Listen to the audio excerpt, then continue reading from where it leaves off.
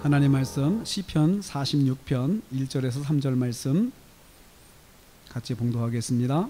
하나님은 우리의 피난처시요 힘이시니 환난 중에 만날 큰 도움이시라. 그러므로 땅이 변하든지 산이 흔들려 바다 가운데 빠지든지 바닷물이 솟아나고 뛰놀든지 그것이 넘침으로 산이 흔들릴지라도 우리는 두려워하지 아니하리로다. 아멘. 아멘. 오늘 저녁에는 피난처이신 하나님이라는 제목으로 말씀을 묵상하겠습니다. 환난날, 여기 보면은 환난날에 큰 도움이시다 라고 이렇게 말씀하고 있죠. 참 요즘에 덥습니다.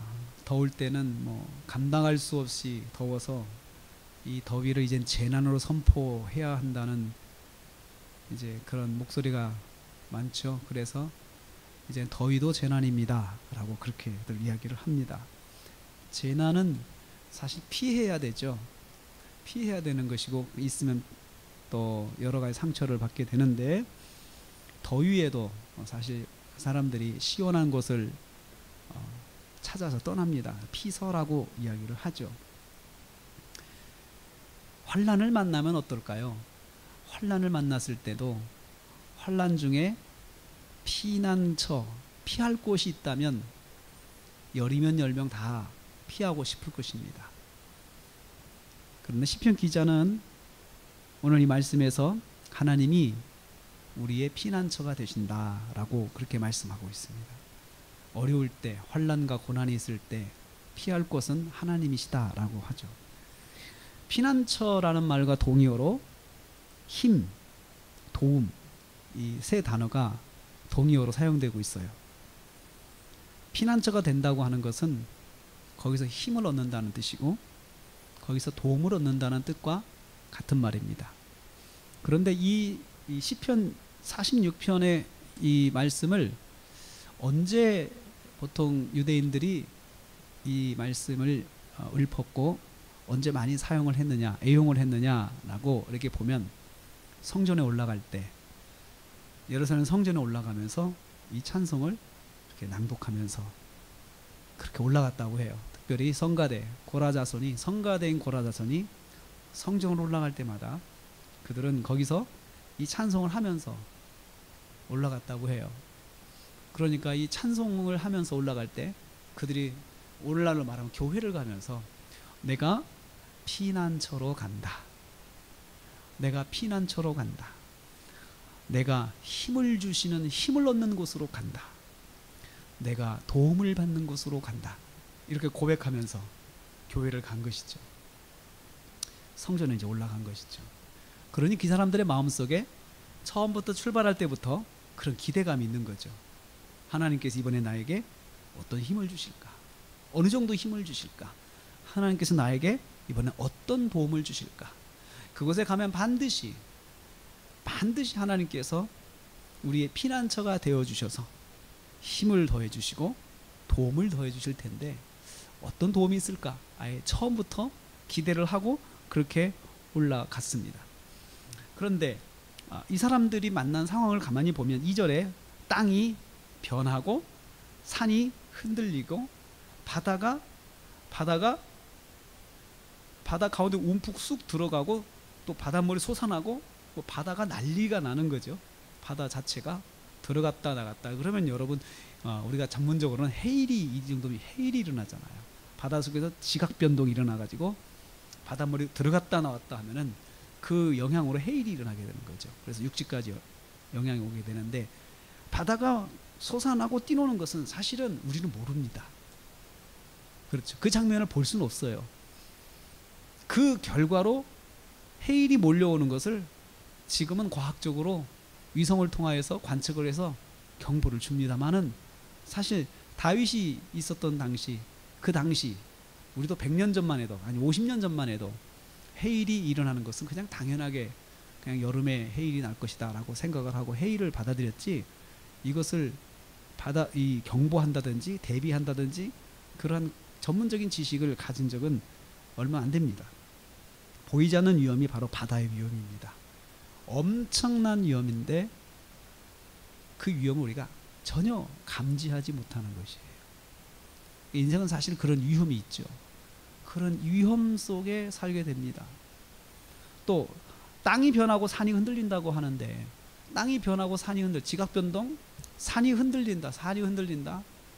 또 그것은 무엇입니까? 산이 흔들리는 건 뭐지? 이것도 사실은 우리가 감당할 수 없는 재난이에요. 우리가 감당할 수 없는 재난이죠. 인생에서 이런 재난을 만나면 속수무책이라고 하죠.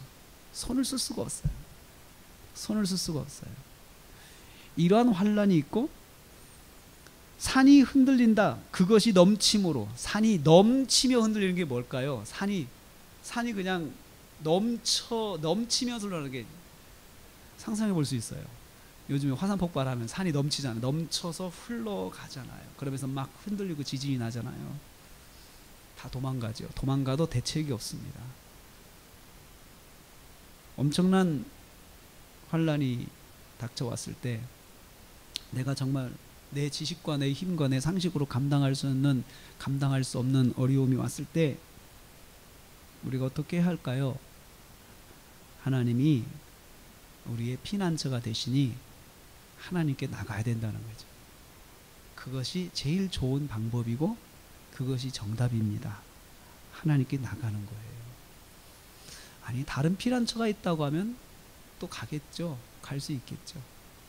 그런데 이런 환란은 피할 곳이 없습니다. 사실은 어디를 가도 피할 곳이, 사람이 거의 죽음에 직면하는 위험이잖아요. 하나님을 피난처로 삼은 이 시편 기자는 3절 말씀에 보니까 우리가 두려워하지 아니하리로다. 우리가 두려워하지 아니하리로다. 이런 상황에서 두렵지 않은 사람이 누가 있을까요? 두렵지 않은 사람이 사고를 만나서, 사고가 있다고 그러면 얼마나 무섭습니까? 그 사고로 내가 크게 다칠 것이다. 아니, 내가 생명을 잃을 것이다. 잃게 돼 있거나 아주 그냥 전신을 다쳐서 내가 평생 불구로 살아야 될 그런 위험이 지금 내 앞에 바로 1분 후에 있다 그러면 무섭지 않을 사람이 누가 있겠습니까? 그런 환란을 바라보고 있다고 하면 누가 가겠어요? 우리 인생은 예측할 수 없는 환란이 참 많습니다. 그래서 우리는 이런 환란 속에서 만약에 내가 그런 일을 처한다면 내가 어떻게 할까? 또 그런 일을 내다보면 우리가 어떻게 할 것인가? 두려워하지 말고 하나님께 나가야 된다는 거죠. 하나님을 붙잡아라. 그것이 오늘의 말씀입니다. 하나님을 붙잡으십시오. 가장 쉬우면서도 한편 가장 어려운 것이 하나님을 붙잡는 것입니다. 생각의 전환, 내가 하나님 붙잡아야지. 이게 굉장히 단순하면서도 어렵습니다. 누구나 그걸 권해도 누구나 그렇게 하지는 않더라고요. 내가 붙잡고 의지할 것이 또 있다는 것이죠. 내가 붙잡고 의지할 것이 또 있으면 사람들은 그쪽을 가죠. 비교해서. 우리 믿는 사람들은, 성도들은 하나님을 붙잡아야 됩니다. 하나님을 피난처로 삼아서 하나님이 힘을 더해 주시는 분이시고 나의 큰 도움을 주시는 분이시다라는 것을 의지하고 나가야 합니다. 이 밤에 우리가 왜 나왔습니까?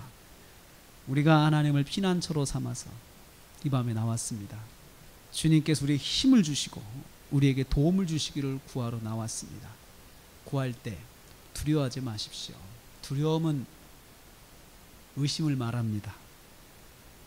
구할 땐 확실하게 구하십시오. 의지하려면 확실하게 의지해야 돼요.